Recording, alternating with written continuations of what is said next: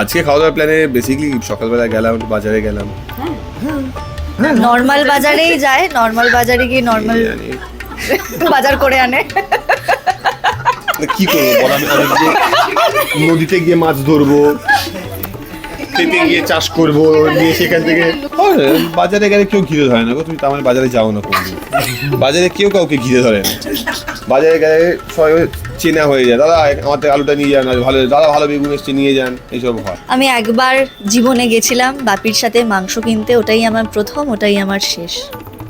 আমি গিয়ে মনে হয়েছিল যে জীবনের সব থেকে বড় ভুলটা আমি করে ফেললাম আজকে। না অনেকে হয় না রক্ত আমি দেখতে দেখতে পায় পারি না না, একদম।